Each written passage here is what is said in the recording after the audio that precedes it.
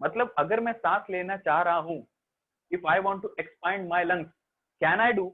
No sir, फिर ये कैसे हो रहा है? मैंने सांस लिया, मेरी लंग्स तो एक्सपांड हो रही है ना। सो कॉन्सेप्ट को अच्छे से समझो। There were two types of muscle. एक मसल थी स्केलेटल मसल और एक मसल थी स्मूथ मसल। बाहर के स्केलेटन के साथ जो जुड़ी हुई है मसल, उसको कहूंगा मैं स्केलेटल मसल। ये जो आपकी बोन्स है, रिब्स है, suppose that this are my two ribs, ठीक है। तो इस तरीके से मैं इसको ऐसे ऐसे कर लेता हूँ, right. I hope this is, तो इसको बाहर निकाल लेते हैं, right. This are my two muscle, two ribs, basically two ribs, जो बीच में एक स्टेरनम से, या आपके जो सेंटर लाइन में बोन रहती है, chest bone, that is sternum, उसके साथ ज्वाइंट है, right? ये अंदर तरफ किसके साथ ज्वाइंट होगी? लंग्स के साथ, ठीक है। मतलब इस रिब केज के अंदर, इस हड्डियों के पूरे ढांचे के अंदर कौन बैठी होगी? एक लंग्स नाम का ऑर्गन बैठा हुआ। अब इस बोन के साथ जो मसल जुड़ी हुई होगी, उसको आप स्केलेटल मसल कहोगे ना, करेक्ट है। और इसके अंदर जो ऑर्गन छुपा बैठा है, उसके साथ जो जुड़ी मसल है, उसको आप क्या कहोगे? Smooth muscle. तो कौन सी मसल को कंट्रोल कर सकते हो आप? बोन के साथ जुड़ी हुई मसल कि अंदर के ऑर्गन के साथ जुड़ी हुई मसल? सर, अंदर के ऑर्गन के साथ जो मसल जुड़ी हुई है, उसको तो स्मूथ मसल कहते हैं, and that is involuntary. Means lungs are not in your directly control. अगर आप चाहते हो कि आपका दोस्त पिटे, अगर आप चाहते हो कि आपका दोस्त पिटे, पर आप में उतनी हिम्मत नहीं है कि अपने दोस्त को पीट सको, तो एक काम कर सकते, उसके पापा के पास जाओ, आपके दोस्त की चुगली कर दो उसके पापा के सामने। पापा को समझ में आ जाएगा कि बेटा या बेटी हाथ से निकल चुकी है, कुछ ना कुछ करना पड़ेगा। अगले दिन क्या होगा? जो पापा के हाथ खाली होंगे, उसके उन पापा के हाथ में बाल होंगे, और दे धमाधम काम हो गया पूरा। In order, I mean to say, if you cannot expand the lungs, अगर आप लंग्स को बाहर खींच नहीं सकते वॉल्यूम इंक्रीज करने के लिए, because lungs is a visceral organ and all the muscles joint with the organs are called as smooth muscles, and smooth muscles are s cut गया, हाँ, and smooth muscle is called as involuntary। वो तो हमारे control में नहीं है। तो अंदर की लंग्स अगर कंट्रोल नहीं है, या आप अपने फ्रेंड को खुद होकर नहीं मार सकते हो, लंग्स को खुद होकर एक्सपांड नहीं कर सकते हो, तो एक चीज तो कर सकते हैं ना। अगर करना ही आपको, अगर आपको पिटता हुआ देखना ही अपना दोस्त, तो उससे जो इंसान जुड़ा हुआ है, उस इंसान को बोल देते हैं कि हमको जरूरत है, आप, मेरा फ्रेंड बिगड़ रहा है, अंकल थोड़ा आप अपने बेटे को मारिए, तो पापा मार देंगे, आपका काम पूरा। अगर लंग्स एक्सपांड नहीं कर पा रही है, तो बाहर जो बोन्स है ना, बोन्स, उस बोन्स के साथ अंदर वाला लंग्स जुड़ा हुआ है, ठीक। उस बोन के साथ जुड़ी हुई जो मसल है, स्केलेटल मसल, वो तो आपके कंट्रोल में है, आप उसको तो सिग्नल दे सकते हो। उसको सिग्नल देके रिब केज को बाहर खींचा जाता है, रिब केज बाहर खींचता है, तो आपकी लंग्स का वॉल्यूम इंक्रीज हो जाता है, and this is how the air is taken inside. I hope ये छोटा सा एक्सप्लेनेशन है, हम एकदम डेप्थ में देखने वाले हैं, but in general we cannot control our own lungs. हम लंग्स के साथ जुड़ी हुई मसल से हमारा बिल्कुल भी अधिकार नहीं है, क्योंकि वो इनवॉलंटरी है, ठीक। वो हम, उसके ऊपर जो बोन्स है वो उसके साथ कनेक्टेड होती है। तो अगर ये मेरा लंग्स है और ये मेरा स्केलेटल मसल है, तो ये एक दूसरे से ज्वाइंट होंगे। Suppose that this is my lungs, this is my lungs, और ये मेरा बाहर का हड्डियां, बोन्स, ठीक। If my lungs is attach with the rib cage, बाहर के हड्डियों के साथ ज्वाइंट है, अगर मैं लंग्स को बाहर खींच नहीं सकता हूं, तो मैं एक तो काम कर सकता हूं, रिब केज को बाहर लाऊंगा, तो लंग्स भी तो बाहर आ जाएगी। क्या आपको समझा? हाँ सर।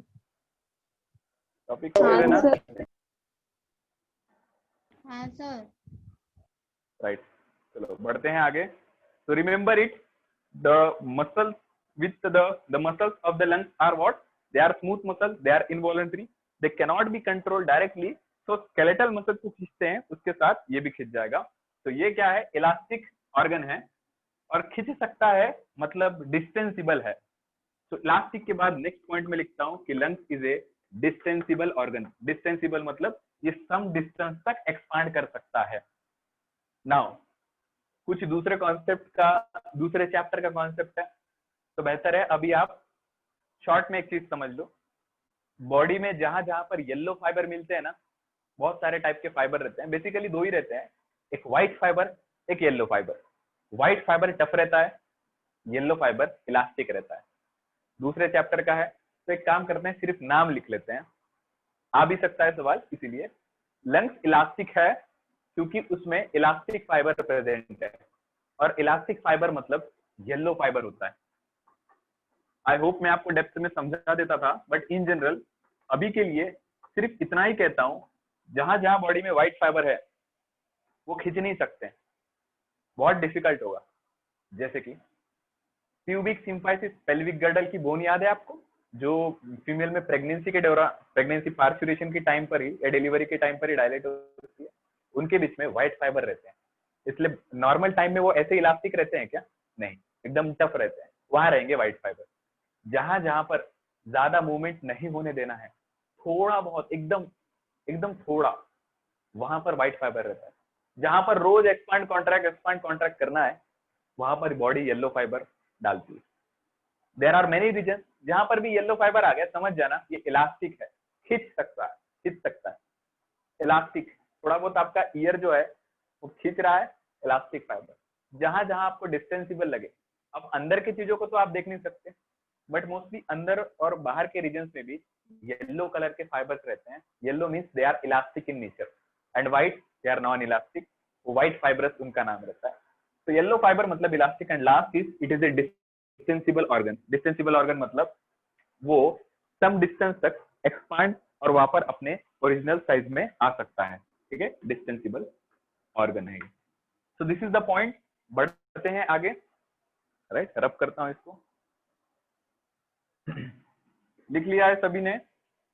ये टर्म जरूरी है, हॉलो है, मसल से, मसल से उसमें मसल्स का बना हुआ है, इलास्टिक है मतलब बनता है, डिस्टेंसिबल है, डिस्टेंसिबल का मतलब आपको पता है स्ट्रेच हो सकता है, ठीक है, स्ट्रेच मतलब फॉर सम डिस्टेंस, एकदम ऐसा नहीं कि एकदम पन जाए, मतलब प्लास्टिक जैसे खींच लो तो अपने ओरिजिनल साइज पर वापस आ सकती है क्या? नहीं, ठीक है, तो वो हो गई एक्सट्रीम स्ट्रेचेबल। ये नॉन स्ट्रेचेबल है, या नॉन इलास्टिक, हद से ज्यादा इलास्टिक नहीं है, ये है डिस्टेंसिबल का मतलब, नॉन या सॉरी स्ट्रेचेबल, ठीक है। चलो, I am rubbing this all. पढ़ते हैं मेन चीज कि लंग्स या पूरा रिब केज बना किससे बना है, ठीक है।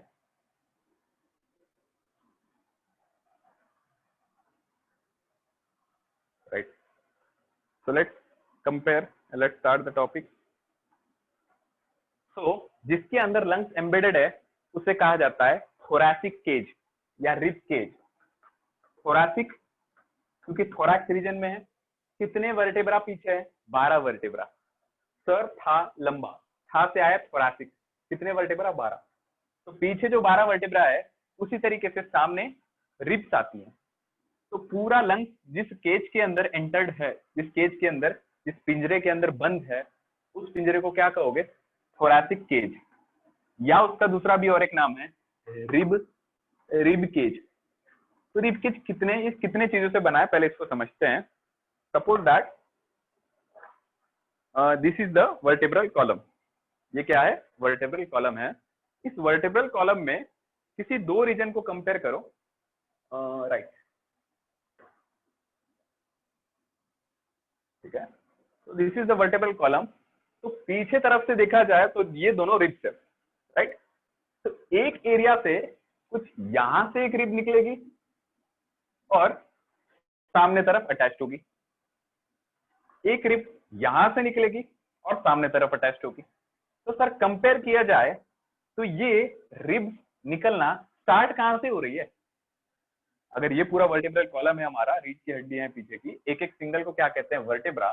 तो अगर एक को देखो ना, तो पीछे तरफ यहाँ पर एक जॉइंट है, उस जॉइंट पर ये बराबर फिक्स हो जाता है, ठीक है, राइट। और उसी तरीके से राइट वाला भी हो जाएगा, बट दिस इज जनरल, इस तरीके से रहेगा। तो सामने तरफ ये किससे जॉइंट होगा? सामने तरफ ये और एक बोन से जॉइंट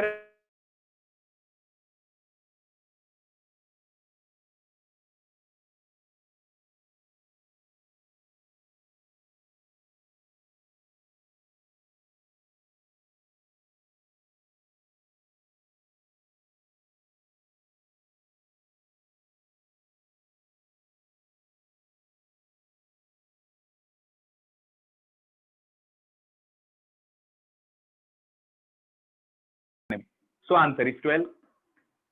ठीक है, तो अगर एक तरफ से एक रिब निकल रही है तो सामने तरफ वो आकर ज्वाइंट करेगी। तो पहली बात, cervical of the vertebra present in the cervical region do not participate in the formation of the rib cage. वो हमारा रिब केज जिसके अंदर लंग्स एम्बेडेड है उसके फॉर्मेशन में कुछ भी योगदान नहीं देता है। ठीक है, they support the region of the head, पूरे हेड का सपोर्टिंग स्ट्रक्चर ये सर्वाइकल डिसाइड करता है, उसके ऊपर बाहर है नेक के रीजन में। और कुछ यहाँ से जहां पर आपकी पहली रिब स्टार्ट होती है, जैसे कॉलर बोन के नीचे तरफ जहां पर आपकी पहली रिब स्टार्ट होती है, तो पीछे तरफ वो किसको जाकर ज्वाइंट करेगा, T1 को। ठीक है, चलो तो एक तरफ यहां अगर मैं लिखूं T1, T2, T3 dot dot dot, कहां तक जाएगा ये, T12 तक जाएगा। क्योंकि आप ही ने कहा, तो मैंने ही आपको बताया था सर, था से थोरासिक, था से 12 और 12 में भी टी आता है। ठीक है ना, तो T1 सामने तरफ आकर किसको ज्वाइन करेगा, स्टेरनम को। तो अच्छे से एक चीज समझते हैं कि सपोज दैट ये मेरी सामने की चेस्ट बोन है,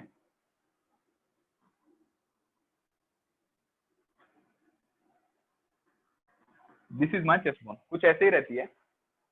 तो T1 अगर पीछे होगा, मानकर चलो 7 छोड़ देते हैं, 7 छोड़ दिया, तो अब क्या चालू हो जाएगा, थोरासिक फर्स्ट से चालू हो जाएगा। 7 लीव कर दिया मैंने, थोरासिक फर्स्ट से चालू हो जाएगा। थोरासिक फर्स्ट से यहाँ एक मेरा रिब, यहाँ मेरा एक रिब जॉइंट है और सेकंड रिब मेरा इस तरफ से जॉइंट है। तो ये मेरा T1 हो गया। कहाँ आकर ज्वाइंट करेगा T1, the T1 will joint at this facet, मतलब यहाँ पर भी जगह रहती है जहां पर पीछे से निकली हुई रब, समझ रहे हो, पीछे से निकली हुई रिब इस तरीके से यहाँ पर आकर फर्स्ट एरिया में यहाँ पर आकर ज्वाइन करेगी।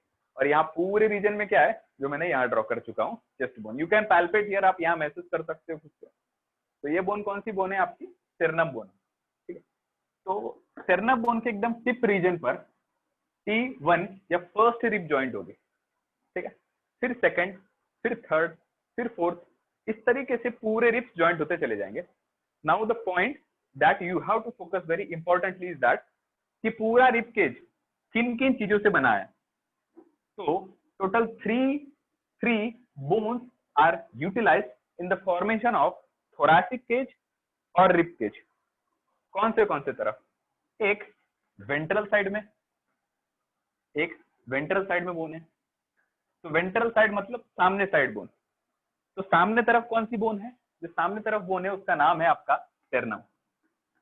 सर रिब भी तो हो सकती है ना, rib is present on the lateral side, समझ रहे हो, rib is present on the lateral side, मतलब पीछे से देखो तो ये वर्टेब्रल कॉलम, बाजू से देखो तो रिब्स आ रही है, और सामने तरफ देखो तो स्टेरनम नाम की बोन आ गई। तो यहां तक कुछ आपका कंप्लीट रिब केज फॉर्म होता है। ठीक है, उसके अंदर आपकी लंग्स बैठी है, और रिब केज के साथ, इस रिब्स के साथ जितनी मसल जुड़ी हुई है उसका नाम स्केलेटल मसल्स हो जाएगा, राइट।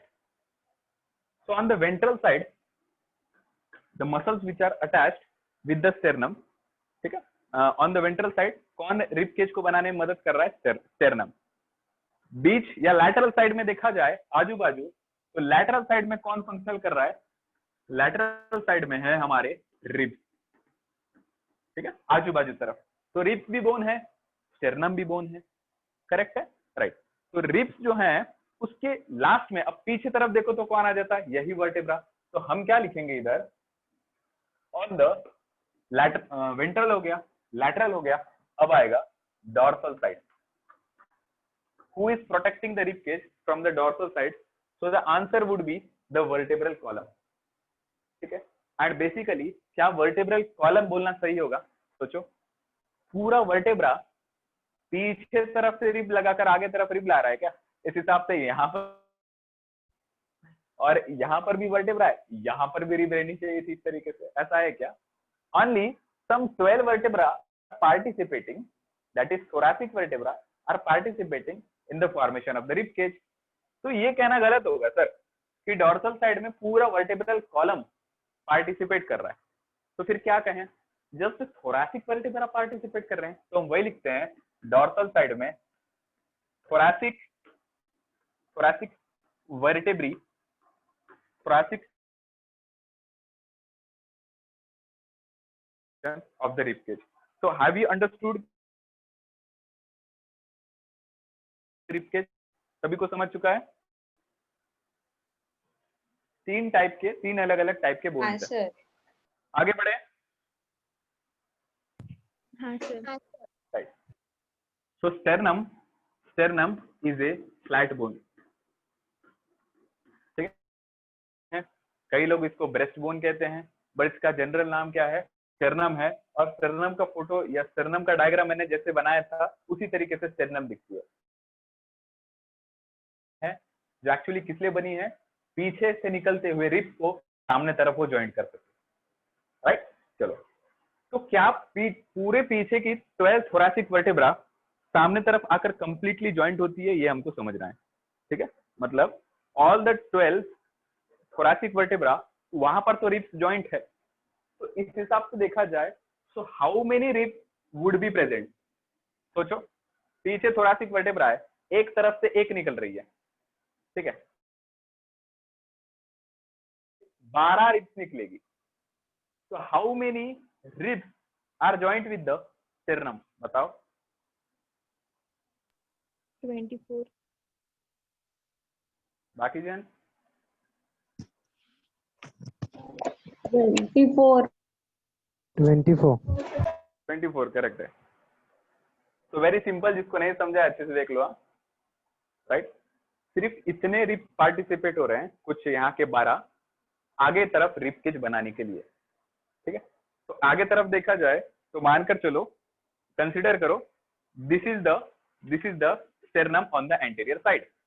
ये आपकी क्या है?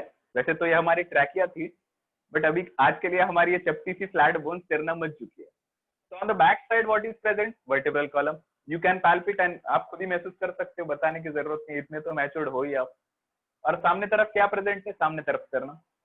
तो from here one rib will come this side, एक रिब इस तरफ से आएगी और यहाँ अटैच करेगी। करेक्ट, सेकंड रिब यहाँ से आएगी, इसको अटैच करेगी। तो पीछे 12 थोरैसिक वर्टेब्रा है और पूरे के पूरे 12 थोरैसिक वर्टेब्रा पार्टिसिपेट करती है रिब केज या थोरैसिक केज बनाने में। तो इस तरीके से देखा जाए, so how many ribs will come from back side? तो इस तरफ से आएगी 12 और इस तरफ से आएगी 12। तो 12 टोटल 24, और you can call it as 12 pair of ribs are present और 24 रिब्स। ये भी सही स्टेटमेंट होगा। तो रिमेंबर, 24 रिब्स प्रेजेंट है। ठीक है, और पेयर्स में बात करो तो वन पेयर में 2 रिब्स होगी। तो इफ आई एम सेइंग कि मेरे स्टर्नम में सबसे टॉप रीजन में जो फेसेट है, फेसेट मतलब जगह जहां पर बोन आकर आर्टिकुलेट करती है, जॉइंट बनाती है, तो मेरे स्टर्नम में सबसे टॉप में जो फेसेट है वहां पर one pair of ribs present है। क्या कहना सही होगा? हाँ, टॉप रीजन में वन पेयर ऑफ रिब्स, एक इधर से आके पीछे ज्वाइंट कर रही है फर्स्ट थोरैसिक वर्टेब्रा में, और एक इधर से आकर पीछे ज्वाइंट कर रही है, फिर सेकंड पेयर, फिर थर्ड पेयर, ऐसे कितने होंगे? 24 पेयर। तो सर अगर आप ये कह रहे हो, अच्छे से देखना, अगर आप ये कह रहे हो कि मेरे स्टर्नम में या आपके स्टर्नम में सबसे टॉप पर जो रिब प्रेजेंट है, तो सबसे टॉप वाले रीजन में जो रिब प्रेजेंट है वो वन पेयर है, मतलब जिस जगह से यहाँ से निकल रही है, यहाँ से भी एक रिब निकल रही है, और पीछे तरफ वही आपका वर्टेब्रल कॉलम में जाकर ज्वाइंट हो जा रही है। करेक्ट। तो इस तरीके से सर मैं कहता हूँ कि मेरे स्टर्नम का जो लास्ट पार्ट है, मान कर चलो यहाँ स्टर्नम एंड हो रही है, नीचे नहीं जाती है, यहाँ पर आप पैल्प कर सकते हो, यहाँ नहीं रहती, यहाँ तक रहती है। तो जहां तक मेरी स्टर्नम है, उस स्टर्नम के लास्ट में कौन सी रिब रहना चाहिए? तो फर्स्ट, सेकंड, थर्ड, फोर्थ, कितने रिब्स रहेंगी टोटल? इस तरफ से 12, इस तरफ से भी 12, तो इधर से आ रही 12, इधर से आ रही 12, 24। तो एक तरफ की कितनी है? 12। तो ऐसा कह सकता हूं क्या sir, the 12th rib at this last end of the sternum, the 12th rib would be present and that too in pair, मतलब हर एक पीछे से आती हुई रिब स्टर्नम को ज्वाइंट होगी, तो it is the wrong statement. ये कहना सही नहीं होगा, उसको अच्छे से समझते हैं। देखो, ये है स्टर्नम, मिटा दूं क्या? चलो यहाँ देखते हैं, ये लिख लेना जिसने नहीं लिखा। यहाँ है स्टर्नम, ठीक, स्टेरनम, ये सीधी बोन मैंने इस तरीके से बना ली।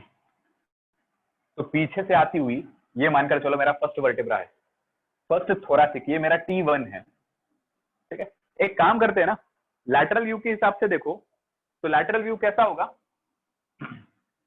मतलब बाजू से आप मुझे देखोगे, अगर इस तरफ से देखोगे तो मैं कैसा दिखूंगा, T1 T2। तो T1 वर्टेब्रा अगर मेरा ये है और यहां पर मेरी बाजू से स्टेरनम दिख रही है इस रूप से कुछ, तो यहां से निकलकर वो यहां ज्वाइंट, उस तरफ से निकलकर इस तरफ ज्वाइंट, ऐसा होगा। यहां से देखा जाए तो ये कुछ इस तरफ यहां आकर ज्वाइंट करेगी। तो फर्स्ट एक पेयर हो गया सर, फिर यहाँ के सेकंड, यहाँ पर भी सेकंड पेयर हो गया सर। ऐसे कितने पेयर होंगे, टोटल 12 पेयर। चलो ड्रॉ कर लेते हैं, ये आया थर्ड फोर्थ, ठीक है ना, थोड़ा दूर दूर ड्रॉ करता हूँ, second third fourth fifth, right, six और ये सेवेंथ। कितने हो गए गिन लो, 1 2 3 4 5 6, चलो ये बन गई 7। ठीक है, इसी रूप से यहाँ पर भी ड्रॉ कर लेते हैं, second third fourth fifth six and seventh. 7 rib हो गई है, और कितनी बची है, 8 9 10 11 12, 5 रिब्स आर रिमेनिंग। ठीक है, तो अच्छे से देखना, 7 रिब्स स्टेरनम से डायरेक्टली अटैच्ड हो गई है। 7 ribs are directly attached to the sternum. Rest of the ribs are not directly attached to the sternum. मतलब क्या, सामने के आती हुई 7 रिब, मतलब पीछे से T1 से जो रिब निकल रही है, T1 कुछ यहाँ होगा, यहाँ से जो रिब निकल रही है वो यहाँ आकर ज्वाइंट हो जाएगा। ऐसे सेकंड भी डायरेक्टली ज्वाइंट हो रही है, थर्ड भी हो रही है, फोर्थ भी हो रही है, फिफ्थ भी हो रही है, sixth and seventh just that it. तो 7 तक तो ट्रू रिब्स है, मतलब क्या, ये डायरेक्टली आकर स्टेरनम को ज्वाइंट हो जा रही है। बट आगे के रिब्स का क्या, तो आप खुद सॉल्व करके देखो, आपकी रिब्स जहां तक जा रही है ना, रिब्स जहां तक जा रही है ये नीचे तक चली जाती है, यहाँ तक, और मेरी ये जो है chest bone that is sternum, वो यहाँ तक एंड हो रही है। खुद ही अपने अपना अपना रिब्स देख लो, बाजू में कोई भाई बहन बैठा है तो उसके मत चेक करने लग जाओ, खुद का रिब चेक करो, यहां तक आपकी रिब आ रही होगी, लास्ट बोन लास्ट रिब जो पीछे से आती, तो पीछे से तो आपको समझेगा नहीं, बट जनरल यहां तक आके आप यहां तक महसूस कर सकते हो कि this is your rib, correct, right. अब ये रिब किसको ज्वाइंट हो जाना चाहिए सर, आगे वाली स्टेरनम को। तो अगर ये स्टेरनम को ज्वाइंट हो रही है आगे तरफ, तो स्टेरनम तो बहुत ऊपर है, तो फिर इस साइड से ऊपर जाकर ज्वाइंट होगी, it would create a disturbance. क्यों, क्योंकि स्टेरनम यहाँ पर खत्म हो चुकी है, स्टेरनम थोड़ी बोलेगी, मतलब आपके साथ साथ अगर ट्रेन चल रही है तो you have to match with the speed of the train, आपको ट्रेन की डिस्टेंस के हिसाब से खड़ा रहना पड़ेगा। ठीक है, आप पीछे रह चुके हो, ट्रेन आगे बढ़ रही है, अब ट्रेन आपके लिए पीछे थोड़ी आएगा, आपको कैसे ना कैसे मैनेज करना पड़ेगा। आई mean to say, if the sternum named passenger is left behind and the ribs named train, ribs are से रिब्स आती है, आर से रेल आती है, तो रेल अगर आगे जा चुकी है, रिब्स अगर नीचे जा चुकी है और पैसेंजर्स यहीं पर है, तो ट्रेन को रिब्स को पैसेंजर के साथ अटैच होना है। अगर अटैच होना है तो पैसेंजर तो ऊपर रह चुके हैं, तो आप बोल रहे हो सर यहाँ ऊपर जाओ और यहाँ पर जाकर अटैच करो, तो ऐसा ट्रूली पॉसिबल नहीं होता है। क्यों सर, क्योंकि बाकी के जो रिब्स है, ठीक है, अब मैंने थोड़ा यहाँ पर स्पेस क्रिएट की है, यहाँ पर जगह बची है, बट अगर आप अच्छे से डायग्राम में आपको भेजूंगा, then you will properly visualise कि जैसा दिख रहा है वैसा है नहीं, जैसा दिख रहा है वैसा है नहीं। इन द मीन पूरा sternum is not covered up by all the ribs, मतलब 12 के 12 रिब्स इस स्टेरनम को आकर ज्वाइन करेंगे दोनों तरफ से, ये कहना सही नहीं है, गलत है। तो क्या फिर सही है, फर्स्ट से लेकर 7th रिब स्टेरनम तक ज्वाइंट हो चुकी है। हम थोड़ा इसको नीचे ले लेते हैं, ठीक है, एक सेकंड, राइट। तो सेकंड है, थर्ड